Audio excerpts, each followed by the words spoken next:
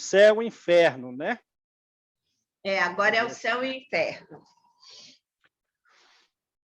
A gente está tratando daquele Jean Renault, não é isso? Isso.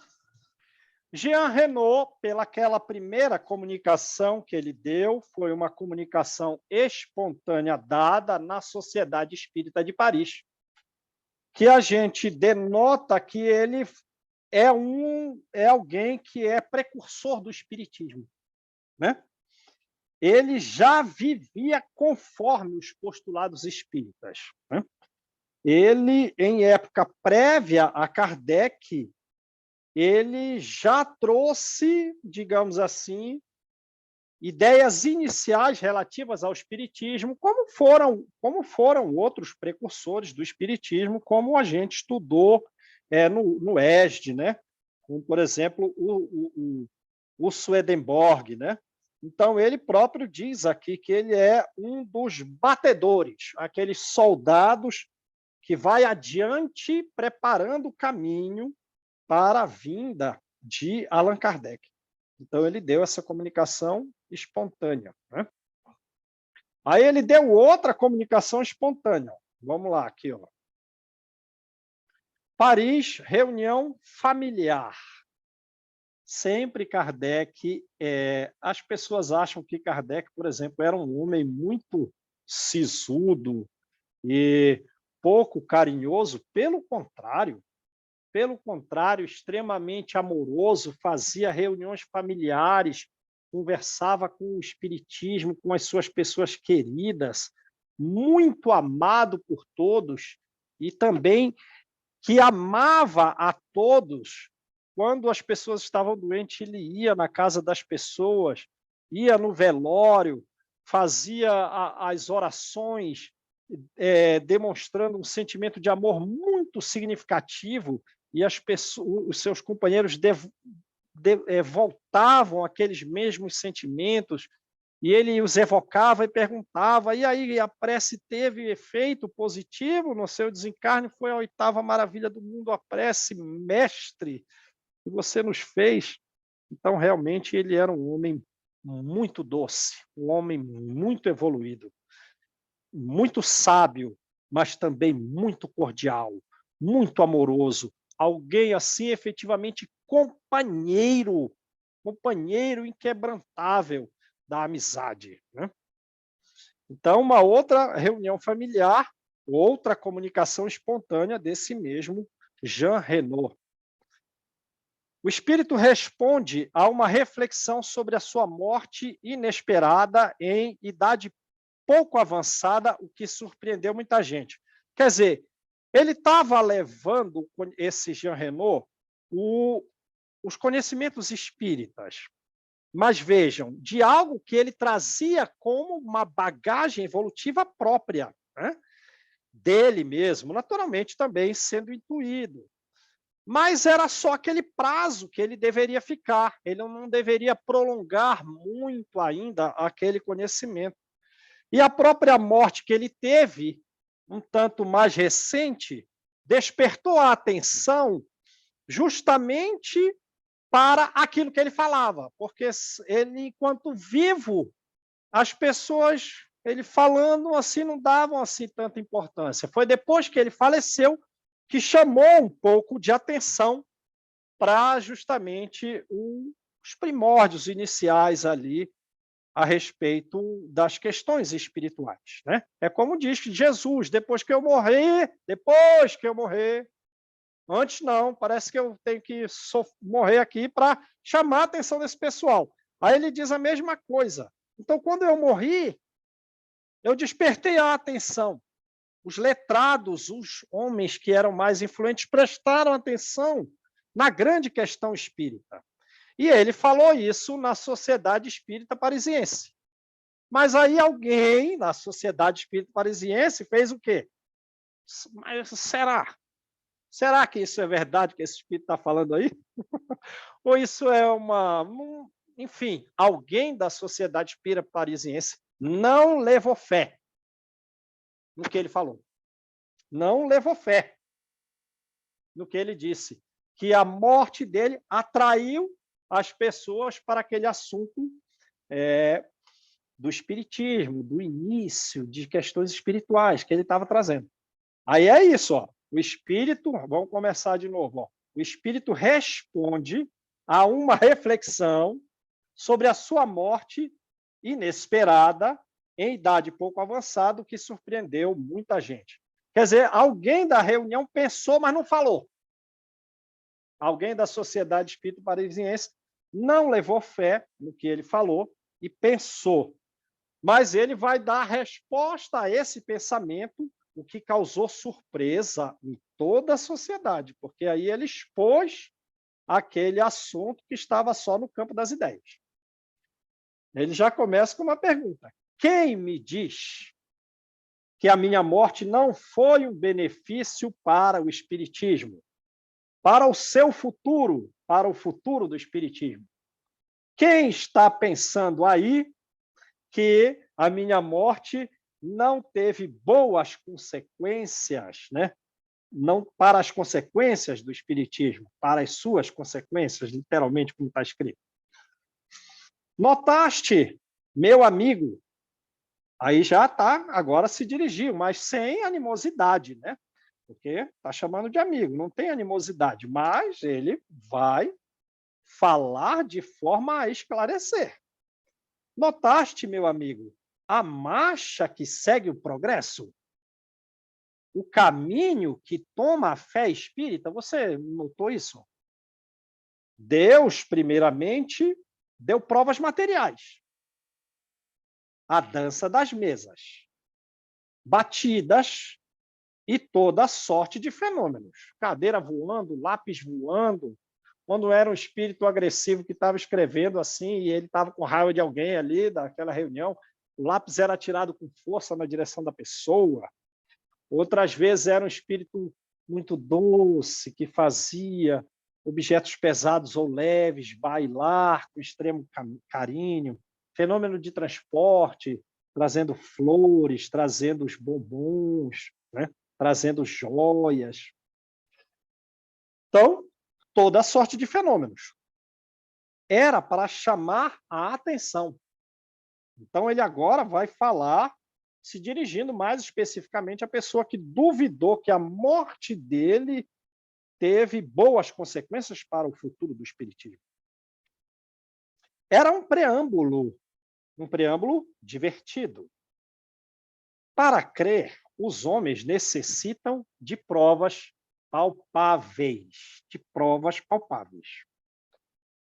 Agora, a coisa é completamente diferente. Após os fatos materiais, Deus fala à inteligência. Deus fala ao bom senso. Deus fala à razão fria. Né? Agora a coisa é quase que pensamento a pensamento. Vamos parar de ficar cutucando os médiuns, de causar movimentos involuntários nos médiuns, né? Para eles despertarem, olha, eu estou aqui, eu sou um espírito, agora para com isso, vamos falar só a mente. Já não se trata de manifestações de força, mas de coisas racionais que devem convencer, e mais do que convencer, devem consagrar os incrédulos mais obstinados, quer dizer, não qualquer incrédulo, mas aquele descrente mais ali teimoso. E isto tudo é só o começo. Quer dizer, aonde a gente vai chegar? A gente saiu da fase do fenômeno, agora estamos falando a razão fria, falando ao bom senso, e ainda assim é só o começo. Notai bem o que vos digo. Está vendo? Ele está se dirigindo particularmente a mim. Toda uma série de fatos inteligentes, de fatos irrefutáveis, vão seguir-se. e o número de adeptos da fé espírita já tão grande, vai aumentar ainda mais, né? Então, quem são os espíritas no mundo a essa época? Aumentou, mas está pouquinho ainda. Calma, isso aqui é para regenerar o mundo, essa é a finalidade do espiritismo, né? Qual? A regeneração do mundo, capítulo 4 do Evangelho segundo o Espiritismo. Os adeptos vão aumentar ainda mais. Deus vai conquistar as inteligências de Skol. Deus vai conquistar as sumidades de espírito, do talento e do saber. Será um raio luminoso a espalhar-se por toda a Terra, como um fluido magnético que não dá para resistir, né?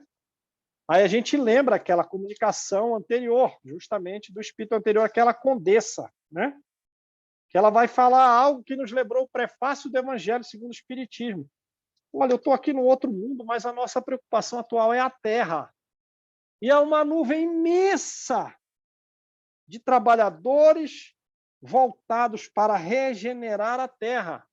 E você acha porque eu sou condessa, eu fui condessa, eu vou ficar de mãos cruzadas? Primeiro que para eu ser condessa, ter aceitado a prova da riqueza, da beleza, eu pedi diversas provas de infinita miséria, porque senão eu não ia vencer as provas da riqueza. Até dou uma sugestão para vocês, ela diz, né?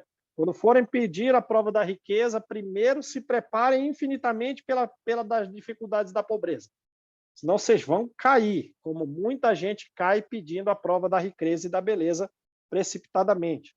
Mas ela diz, é uma multidão, é uma nuvem imensa de trabalhadores espirituais para fazer a Terra se regenerar.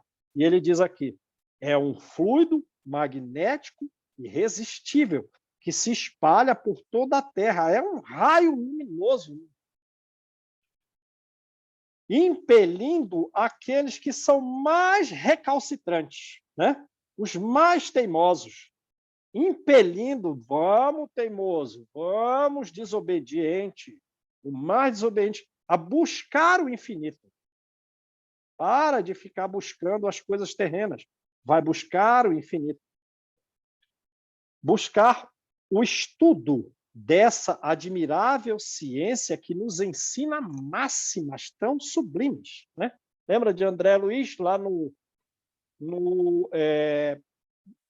livro Nosso Lar? Conhecimento terreno que ele tinha de médico, um médico renomado no Brasil, talvez conhecido algo mundialmente, né? O meu conhecimento não era nada. Era uma folha seca sobre um imenso vendaval. Vamos buscar o estudo dessa admirável ciência de máximas tão sublimes, porque o conhecimento terreno está muito longe do conhecimento sublime das questões propostas pelo Espiritismo, de onde levar-nos a rumos de libertação mental, de construção de virtudes, que a gente não acha em lugar nenhum. Todos vão agrupar-se em torno de vós. E a abstração feita do diploma de gênio que lhes havia sido dado, esses considerados máximos na Terra, né? Teimosos, se achando os sábios, vão fazer-se humildes, vão fazer-se pequenos, para que aprendam e se convençam. Depois, mais tarde, quando estiverem bem instruídos, quando estiverem bem convencidos, servir-se-ão da sua autoridade e da fama de seus nomes para levar mais longe ainda aos seus últimos limites a meta a que todos vos propuseste. Qual? Qual meta que todos se proporam? A regeneração da espécie humana. Como? Pelo conhecimento raciocinado e aprofundado das existências passadas, das existências futuras. Eis a minha sincera opinião sobre o estado atual do espiritismo. Beleza, gente? E agora, esse mesmo espírito, ou como vai dizer na observação lá atrás, né? Pelo menos ela é de mesmo conteúdo que essas duas anteriores dadas em Paris. Essa terceira comunicação foi dada em Bordeaux. E ainda, né, lá em Bordeaux, o centro espírita de lá fez perguntas. Evocação. Atendo com prazer ao vosso apelo, senhora. Sim, tendes razão, a bem dizer. A perturbação espiritual não existiu para mim. Isso correspondia exatamente ao pensamento do médium. Quer dizer, esse espírito foi evocado, mas não, também, como vai botar Kardec lá no final, não vai se ter a certeza de que era ele, mas ele foi evocado. Né? E o médium, assim, por essas comunicações que ele deu em Paris, o pessoal de Bordeaux evocou ele, né? E o médium pensava, não, então eu acho que ele não deve ter sofrido, não teve perturbação espiritual no desligamento, na morte dele. Aí disse, sim, você tem razão, eu não tive perturbação espiritual. Exilado voluntariamente em vossa terra. Quer dizer, ele fez uma reencarnação voluntária, né? Pediu para vir. Onde deveria lançar a primeira semente séria das grandes verdades. Então, ele é um precursor da doutrina espírita, que atualmente envolvem o mundo. Sempre tive consciência da pátria espiritual. E logo me reconheci em meio aos meus irmãos. Né? Então, ele estava reencarnado, mas sempre teve consciência de que ele era do mundo espiritual. Em época anterior a Kardec, se reconheceu junto com os desencarnados, né? Por alguma coisa da mediunidade e, naturalmente, com certeza, durante o sono. Né? Pergunta. Agradeço-vos por terdes vindo, mas não acreditava que meu desejo de conversar tivesse alguma influência sobre vós. Deve haver necessariamente tão grande diferença entre nós que só penso nisso com respeito. É mais ou menos o que a gente acha, né? Venham os espíritos superiores nos ajudarem, a todos nós, sem exceção de ninguém. E a gente diz, meu Deus, mas esse espírito veio da onde para me ajudar? Né? Eu não acredito que eu estou recebendo ajuda. Como assim não? Eles nos amam muito, né? Eles nos amam, vêm ajudar, vêm servir. Às vezes espíritos bem elevados, vêm nos ajudar. É amor. E lembrando sempre, né, como disse aquele outro médico russo lá atrás, quando aquele médium, puxa, um médico renomado na Rússia, conhecido na Rússia inteira, morreu, foi aquela comoção na Rússia. Aí o médium espírita russo se comoveu mais suficientemente, mais que os outros, e aí o médico se sentiu interessado por ele. Lembram? Aí ele diz, eu não acredito que você está interessado em se comunicar comigo. Por que não? E, além de tudo, não é só você. Não é só você, porque você é um instrumento para o espiritismo e te auxiliando, a gente auxilia os outros com quem você dialoga, a gente te sustentando, a gente auxilia o trabalho que você faz junto às outras mentes para a divulgação do espiritismo. Então, como diz o livro dos médiuns, o médium, por si só, ele é um instrumento sem valor. Mas, pela mediunidade, a gente quer regenerar a humanidade inteira. Percebe bem a coisa? Então, eles vêm, mas não é por nós. Puxa, eu não sou digno, existe uma grande diferença entre nós, que eu só estou pensando nisso. Fica tranquila, não é só por você, não. Né? Não é isso? É por toda a terra. É por quem você influenciar, por todo o trabalho que você deve desenvolver. Inclui você, sem dúvida, mas são todos. Obrigado, minha filha, por este bom pensamento, mas deveis saber também, seja qual for a distância que entre nós se possa estabelecer, quanto às provas acabadas, mais ou menos prontamente, mais ou menos felizes, que há sempre um laço poderoso a nos unir, a simpatia. E este laço, vós o apertaste pelo vosso pensamento constante. Então, se a gente constantemente está lembrando aí de Eurípides, está lembrando de Bezerra, tá, né, pensando nesse, naquele superior, seremos atendidos diretamente ou ele manda alguém. Apesar de, como diz a Joana, quando a gente ora, quebra é quebrado o espaço e é quebrado o tempo. E espíritos que são milênios na nossa frente entram em contato conosco, né? Pergunta: apesar de muitos espíritos terem explicado suas primeiras sensações ao despertar, tereis a bondade de me dizer o que experimentaste ao vos reconhecer e como se operou a separação entre o espírito e o corpo. Então, vejam que eles, todas as comunicações desses espíritos felizes, aqui desse capítulo 2, da segunda parte, eles querem trazer esse conhecimento ao mundo. Como foi o teu desligamento? Como foi o teu desligamento? E, naturalmente, essa pergunta eles vão fazer para os outros espíritas, né? De condição mediana, os sofredores, os suicidas, os criminosos. Porque foi dessa teoria dada por esses espíritos que se compôs a primeira parte do livro Céu e Inferno.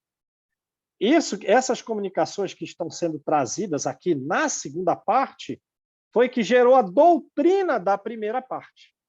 Né? E tem um capítulo lá, aqui que a gente já estudou na primeira parte, que é o que interessa, é o estudo, mas ele está trazendo aqui a base do estudo. Assim está dividido o livro Céu e Inferno. Né? E a gente tem, então, no capítulo anterior a essas comunicações, aqui, como é a passagem? Como é que eu volto para o mundo espiritual? Todo mundo volta da mesma forma? Né? Ou não? Alguns já estão pelo trabalho no bem, pela forma de morte, envelhecimento, doença, do que uma morte rápida. Quais são as diferenças? Diferença de tempo, diferença de vinculação ou desvinculação espírito-corpo. E aí você vê, chegou ao Céu e Inferno, explicou tudo sobre isso? Não. Não explicou, porque a doutrina espírita é progressiva. Aí a gente tem que ler o livro Obreiros da Vida Eterna, de André Luiz, para verificar os diversos desencarnes ali trazidos, de Dimas, de Cavalcante, né? De Adelaide, de alguém que ia morrer, mas uma criança orou e a pessoa teve uma moratória. Chegou uma equipe espiritual para fazer o desenlace de uma pessoa, uma criança de 8 anos, faz uma oração pedindo para que aquela pessoa fique mais, e a pessoa fica. Então, para aprofundar esse assunto, tem que ler o livro Obreiros da Vida Eterna, de André Luiz. Aí estão perguntando, e aí, como foi a sua separação? Do mesmo modo que para todas as pessoas. Senti o momento da separação aproximar-se. Contudo, mais feliz que muitos, não me causou angústia, posto que, antes de ter o espiritismo, eu já lhe conhecia os resultados, embora fosse ainda maiores do que eu pensava. Quer dizer, então ele é anterior a Kardec, um dos precursores do espiritismo. Olha, eu vou falecer. Não estou com angústia. Falou, meus familiares, a gente se vê do outro lado, vocês também vão para lá. Estou muito bem, vou morrer. Eu sei que vou para um lugar bom, conheço os resultados. Mas quando chegaram os resultados, eram mais magníficos do que ele esperava. Né? O corpo é um entrave às faculdades espirituais. E sejam quais forem as luzes que se tenha conservado, são sempre mais ou menos abafadas essas luzes, essas faculdades espirituais, pelo contato com a matéria. Né? Pelo contato com a matéria. Então, digamos, pega um sonâmbulo que tem a lucidez, ou a gente mesmo, digamos, dormiu. As nossas faculdades espirituais, quando a gente dorme, estão aumentadas. Eu sou mais sábio lá do que cá. Eu sou mais amoroso e percebo com mais profundidades as circunstâncias da vida, decido com mais velocidade, de forma mais acertada, quando eu estou dormindo do que quando eu estou acordado. Mas quando eu morrer, isso ainda é melhor do que quando eu estiver no sonho. Porque a matéria dá uma abafada nas faculdades, nas nossas faculdades. Aí ele continua. Adormeci, esperando, eu já esperava um despertar feliz. O sono foi curto, mas ainda assim a admiração foi imensa. Né? Já esperava que ia para um lugar bom, cumprir o meu papel. O sono foi curto, sabia que ia ser agradável, mas quando a coisa ocorreu, era muito superior ao que eu esperava. Desdobrados aos meus olhos, os esplendores celestes brilhavam com toda a sua magnificência. Né? E a gente viu aqui quais são, em todos esses espíritos, quase todos, quais são os benefícios que a gente tira da doença, né? Depois da morte. Porque o médico russo, ou os outros amigos de Kardec, até pararam de ir nas reuniões da Sociedade Espírita de Paris em função das doenças graves. Eles acometeram o fim da vida, doenças gravíssimas. O médium perguntou para o médico russo: puxa, mas vocês são tão bom, por que você morreu com essa doença tão séria? Foi para que, depois da morte, eu me abrilhantasse mais. Eu chegasse mais alto ainda. E eu pudesse ainda sentir a diferença que há entre estar aí na Terra e estar aqui. Lembram? Então, meu olhar maravilhado, apesar de esperar já algo bom, estava maravilhado. Mergulhava nas imensidades desses mundos, cuja a existência e habitabilidade eu afirmara. Quer dizer, esse Jean Renaud falava, numa época anterior a Kardec, na região em que ele morava. Os outros mundos são habitados. Era ouvido? Não, vai se rir dele. Quem é? Esse cara, eu acho que ele é meio louco.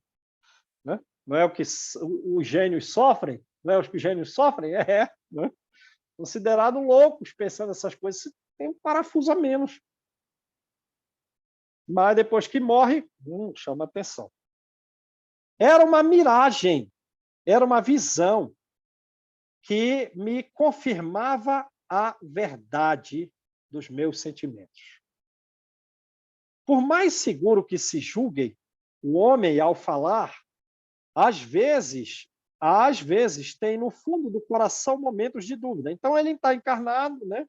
Tem o sentimento de que existem mundos habitados, mas às vezes o coração fica duvidoso, tem alguma incerteza, as pessoas riem dele, desconfiam dele, ele se abate um pouco. Desconfia.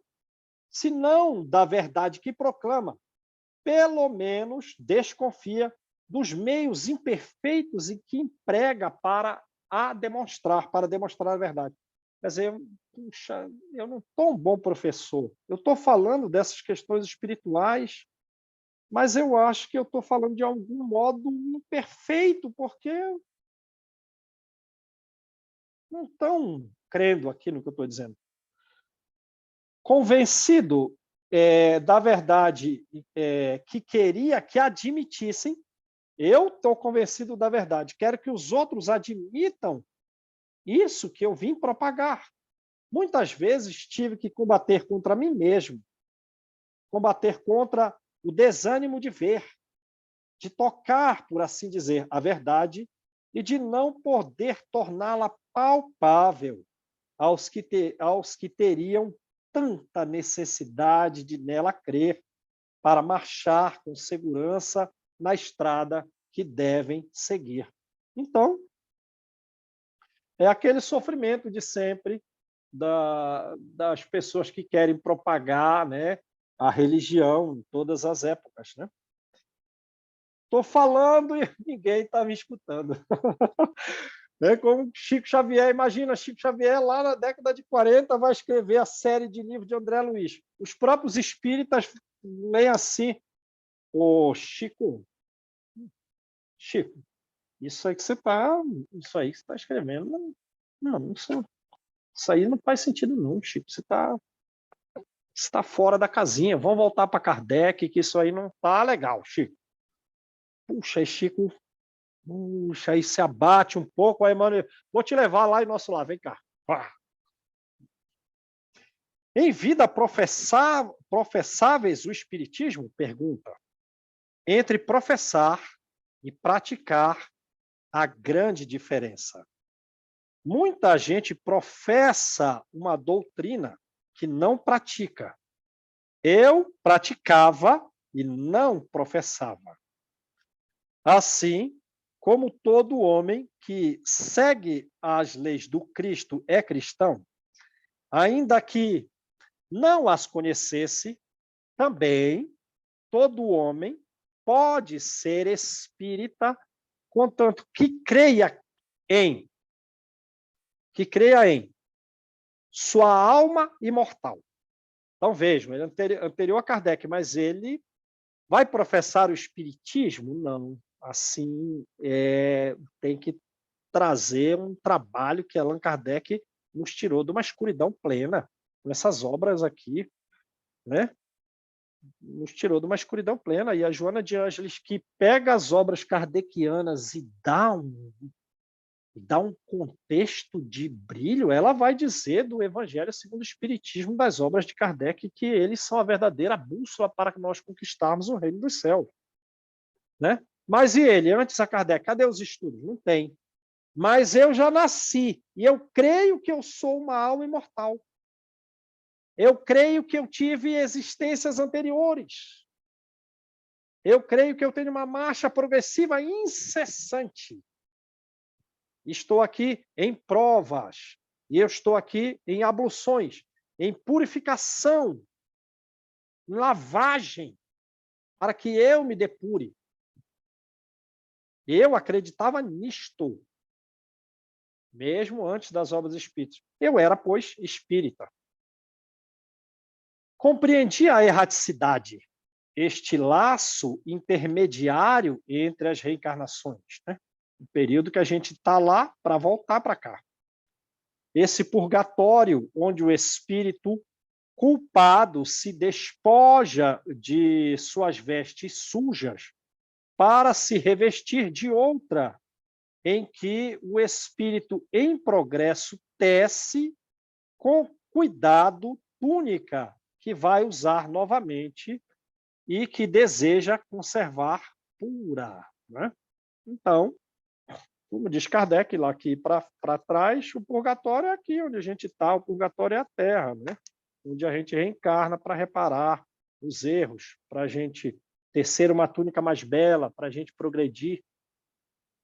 Aí a gente vai lá para o campo da música, vamos lá para o nosso lar, não conseguimos, somos meio falidos, para onde a gente vai? Vai para o nosso lar.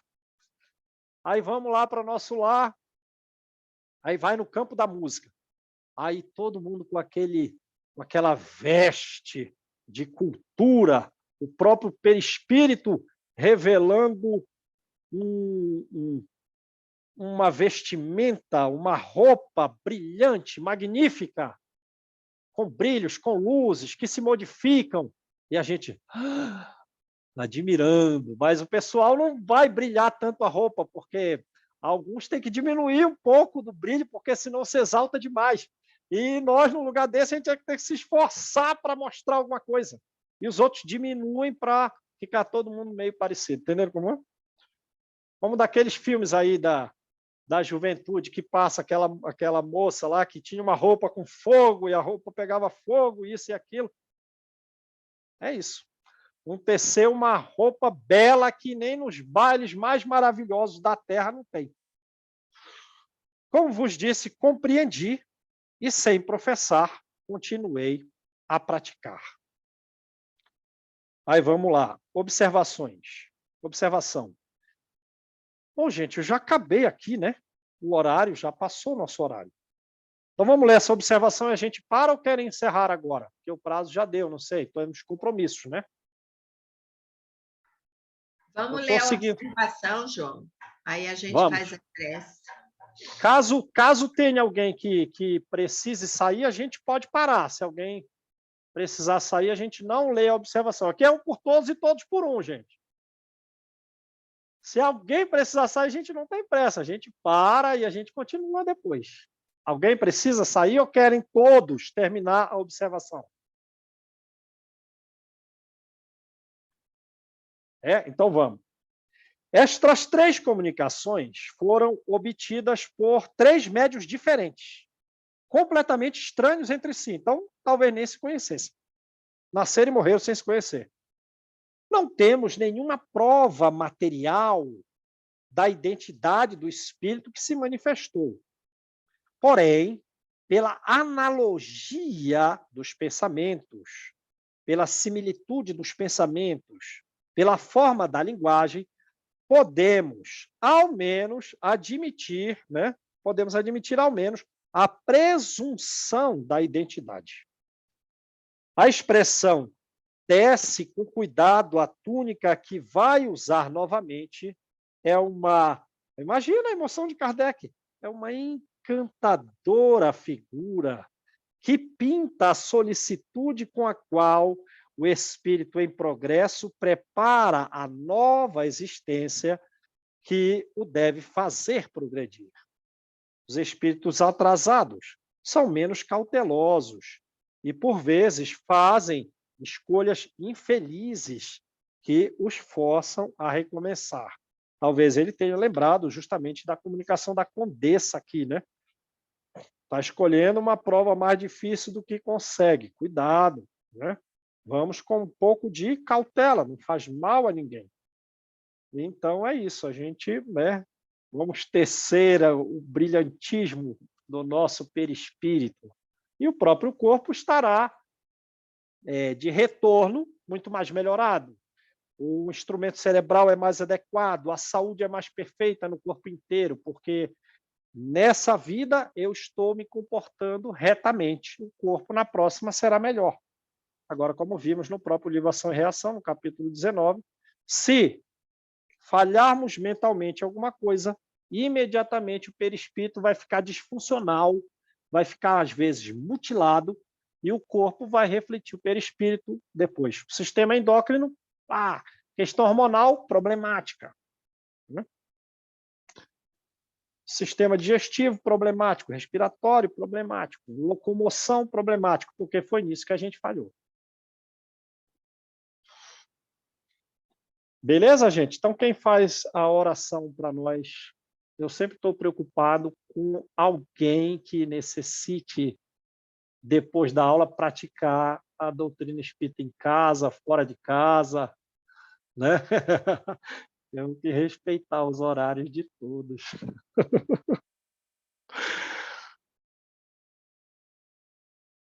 Eu posso fazer. Maravilha. É João seu nome? Meu nome é João, Então, nesse momento, Jesus, nós queremos te agradecer a oportunidade que nos foi dada para refletir sobre a fé que nós professamos. E que esses ensinamentos, eles possam cada dia mais nos alertar da necessidade de que temos da nossa melhoria interior. Jesus, que uma vibração de amor nesse momento possa se espalhar por todo o planeta Terra, envolvendo os hospitais do mundo inteiro, Jesus.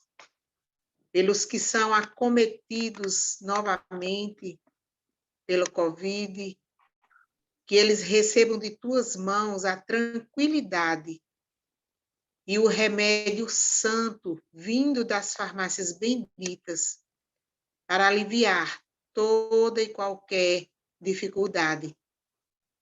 Pelos nossos familiares, pelos nossos amigos e por esse grupo que decidiu, Senhor, buscar essa luz.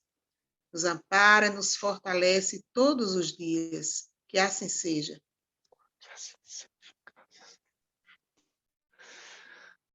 Tchau, gente. Um grande abraço. Fiquem com Deus. João, obrigada. Obrigado, Maria. Um abraço. Um beijo para todo mundo. Foi um imenso prazer, gente.